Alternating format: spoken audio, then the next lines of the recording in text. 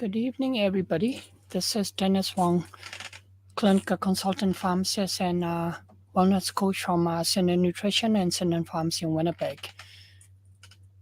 I want to start by saying that I really appreciate and thank you for all of you that following me on my Facebook page, especially, and many comments that I got on my Facebook page and many questions. I try to answer as many as I can. However, there's time that I will not have time to, or somehow I miss the question or comment.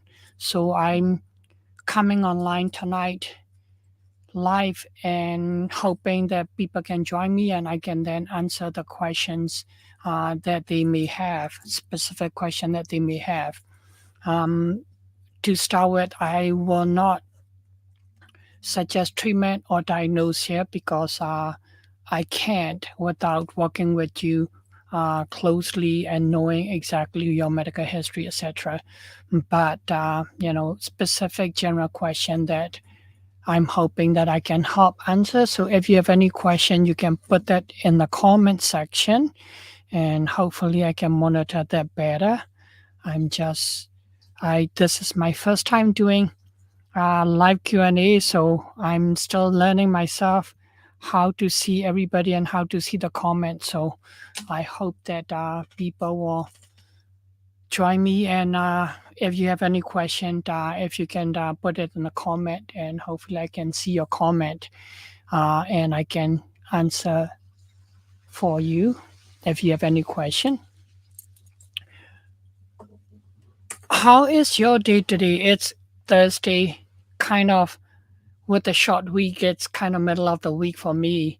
Last Tuesday and Wednesday has been really, really busy for me because Monday we close our pharmacy in lieu of the Canada Days in Canada. And I know that a lot of our friends and colleagues down in US, some of you may still be on 4th of July celebration and weekend type of thing, that you may not be fully back at work. And if you can, that's great. You have time to rest and relax. Otherwise, I hope that your week is going good also after you went back to work. This summer has been a little bit this week especially been a little bit interesting. Usually in Canada, especially in Winnipeg, this time of the year is really warm. But last a couple of days been kind of cool, and temperatures only hitting in about 20 degrees Celsius for Canada. That's for the summer, it's cool for us. Usually we get about 26, 27, if not 30 degrees Celsius, which is close to 98, 100, I think, in Fahrenheit scale. So I hope that more people will come on and have some comments in the question in the comment section so that we can, have a good discussion and answering any question that you may have. So otherwise, I will keep talking. Last night I posted on my reel about having some, before bedtime snack. And this with being really crazy, somehow my stress level was a bit up. And so even though I had my supper at 6 o'clock type of thing, by 10:30, I was really hungry. My body was burning the food fairly quickly. So I had to have a meal before go to bed. Otherwise, I'm too hungry. And if you're too hungry, your sugar level is going to go down. And sometimes you may not be able to sleep, or even middle of the night, you're going to wake up because your sugar level is too low and you're too hungry. So I actually ate something, and I know that there's studies are shown that you should not eat before you go to bed type of thing, that you should be doing intermittent fasting. But for me, the way my metabolism is, that I cannot do intermittent fasting. I have to eat something if I'm hungry, and sometimes I may eat one every 3 hours or so because I don't eat a large meal. And I eat mostly protein and vegetables. And but at my supper time, I will eat uh, rice. And depending on how much rice I eat, and depending on how much stress I have during the day, that can create the hunger before go to bed, and I may need an extra meal. So last night, what I did was I had a couple of slices of cheese. That's my protein with the croissant. And after one croissant, I was still hungry, so I've actually fried egg and had another croissant with it. And after that, I was comfortable enough that I was able to go to sleep. And the night before, uh, I was hungry and I had, I needed something. So I actually had a protein shake. I don't want to have any carbohydrates. I just had a protein shake and then I had some cherries. Actually, last night I had a protein shake and cherry, and the night before I had a croissant and cheese slices and eggs type of thing.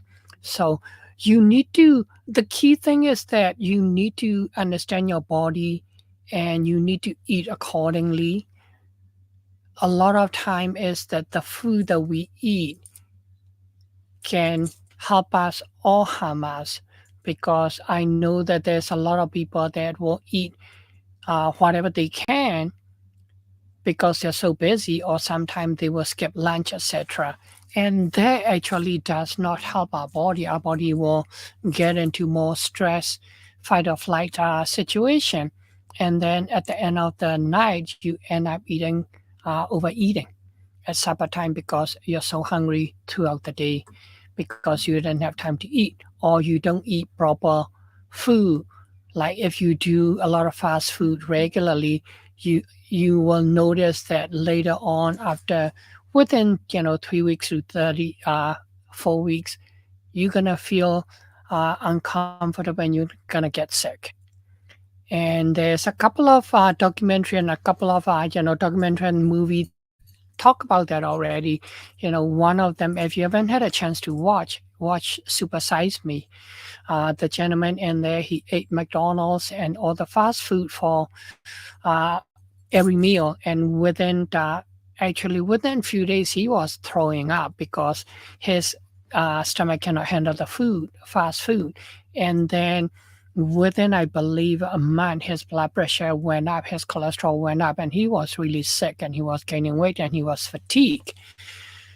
The same idea, there's another documentary that done by one of the Australian documentary person, and he did the same thing, came to US and trying to eat a lot of fast food, and within a month his cholesterol level went up, his energy went down, he gained weight. So there's a couple of things that you're gonna say. Some people say, oh, it's just a couple of people, but um, we see this all the time.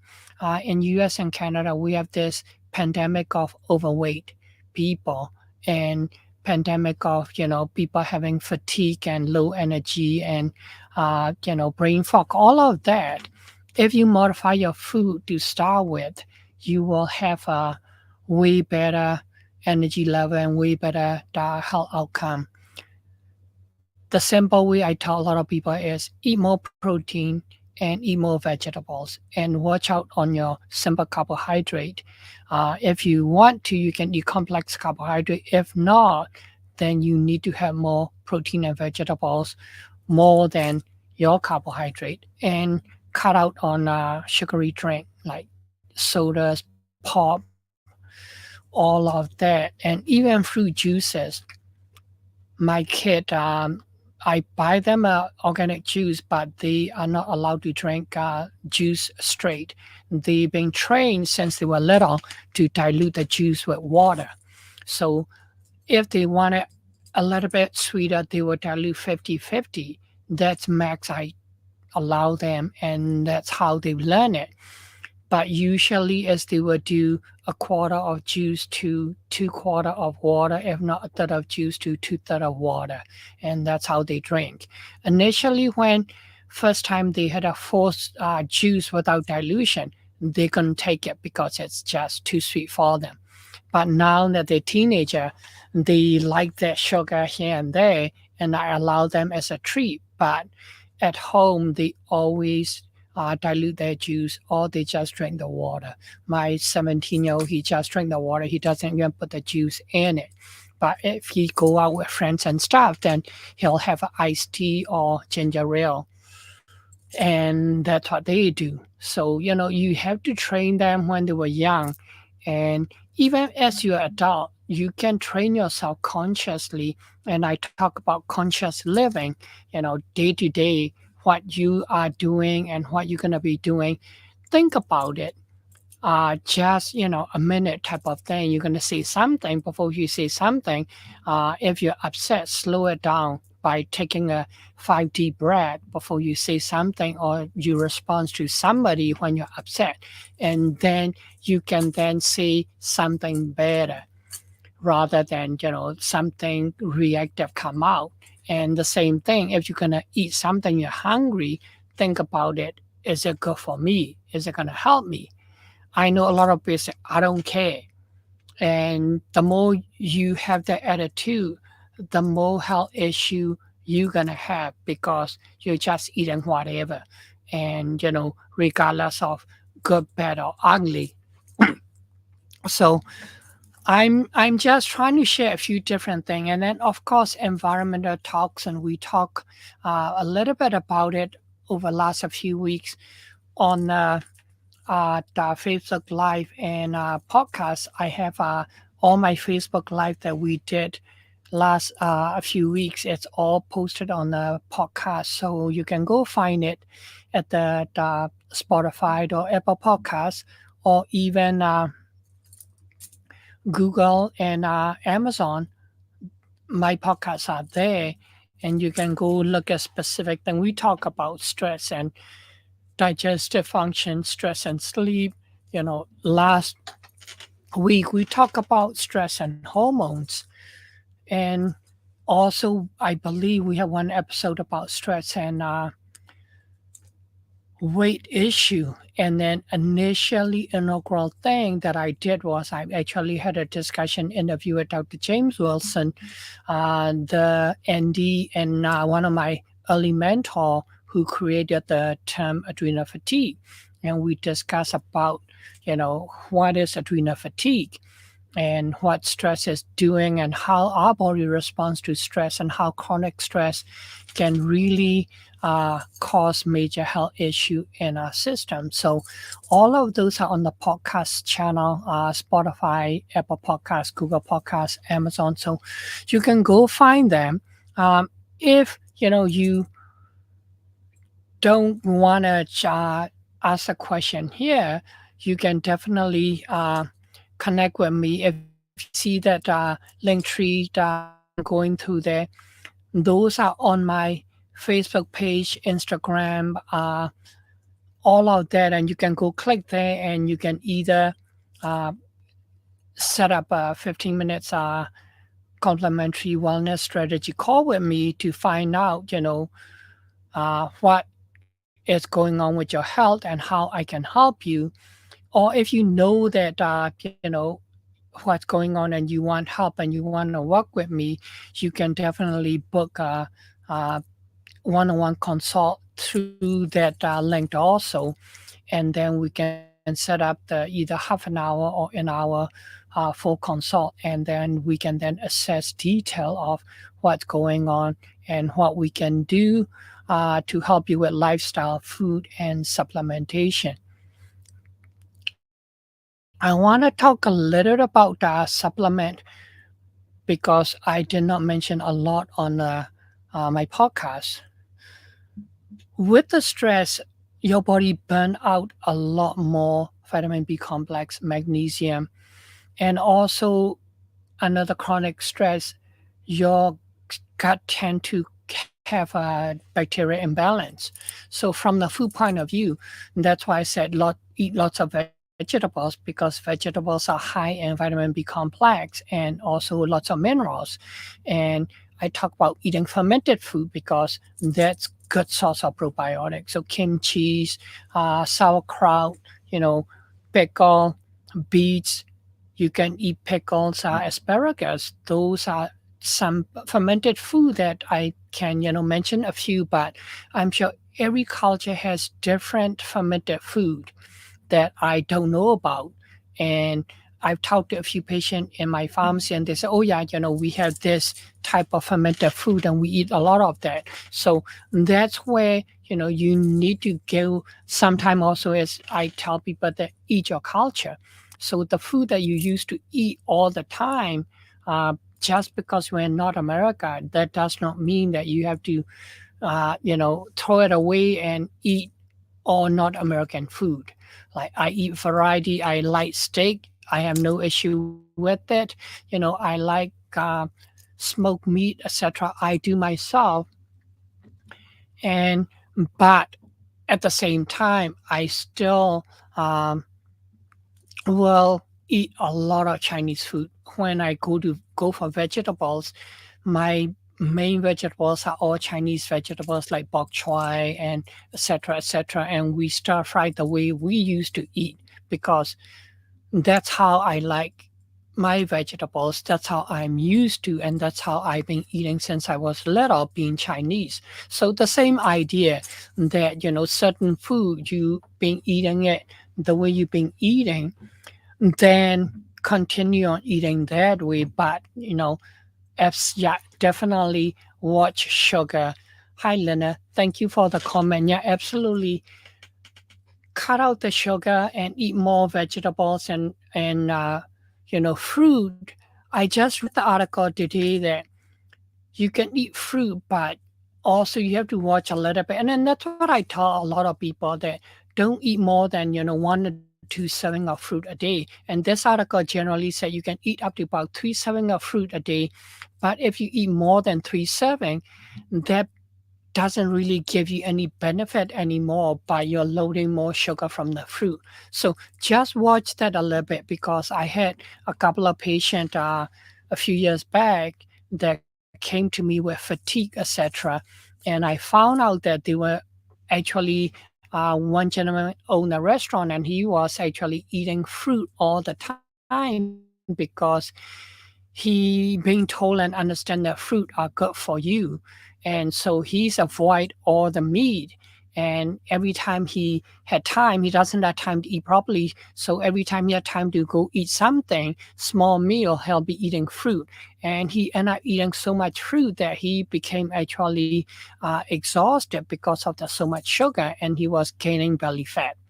So what I had to tell him was that teach him how to eat a little bit better, and telling him that hey, in your culture, you have chicken souvlaki and stuff, and that's not a lot of fat. They do it with the chicken breast and olive oil, etc. So I said, why don't you eat 1 or 2 souvlaki every time you're going to eat the fruit? And we did that, and within 3 to 4 months his energy came back. He burned some fat down and lost some tummy fat. And so, it's just sometimes we get to zero in on one type of food that people say, oh, this is good for you. And then you end up over consuming that one food. Has to be variety, has to be balance. And when we talk about vegetables, I like a lot more greens because that's how I grew up with it. But if you can look at it, there is something called rainbow diet. It's again another one of my mentors, Dr.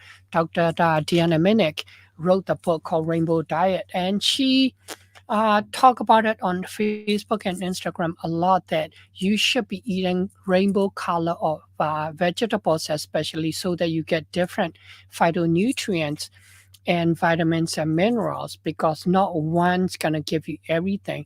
And having that variety, colorful food, it's going to, in the long run, give you balance of nutrients and vitamins and minerals. So I hope that, this is helpful for you that I'm sharing here. I don't see a lot of anybody asking question or anything. So I'm just gonna keep talking for another 10 minutes, and I'm gonna try and do every 2 weeks live Q&A, and I will go on live in the morning, uh, reminding everybody that I'm gonna do live Q&A in the evening type of thing, and hopefully more people can join me, and hopefully people will come prepared with some of the question because, like I said, this morning at live, I have a lot of people following me recently, last over a few weeks, and I appreciate and grateful that you find that my informations are helpful and you're following me for more information.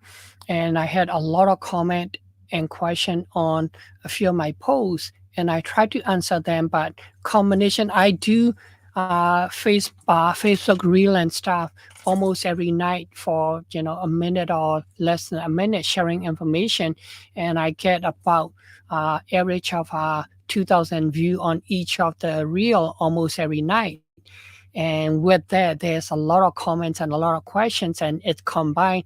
I have over thousands of question and comment, and I just can't reply to everybody. And but know that I appreciate all your comments and all your question, and that's why I'm starting this Q&A live. I'm gonna try and do it every 2 weeks so that whoever that I couldn't answer your question on the Facebook real comment area, or even messaging me, I will try and answer some of these questions that I've seen and I can remember. And I'm hope that some of you will come on here and ask me those questions here with live, Facebook live, so that I can then answer these questions for you properly.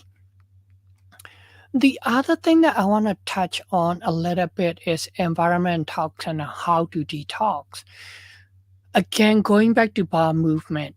Bowel movement is one of the key. I know, like the gut digestion and elimination. Digestion, you need to chew your food properly. I tell people you need to chew when you put one mouthful of food, you need to chew at least 20 times, if not 40 times. When I first was training with Dr. Wilson, when we go out for dinner, he's looking at me and he said, "Are you chewing your food?" And I smiled and I said, "I don't know." And he actually literally made me count. And I found out that I only chew for about 5 to 10 chew before I swallow. And at the time, my gut function wasn't good at all. Certain food, after I eat it, I have discomfort, I get bloating. And he said, start chewing your food at least 20 times. And the reason is that that stimulate your digestive system. That tell your brain that the food's coming in, you need to get your gut ready. You need to get your digestive enzyme ready, digestive, juices start flowing. And the other thing is that when you're chewing the food, your mouth produces more saliva the longer you chew. And saliva itself already have enzyme to start digesting food in your mouth.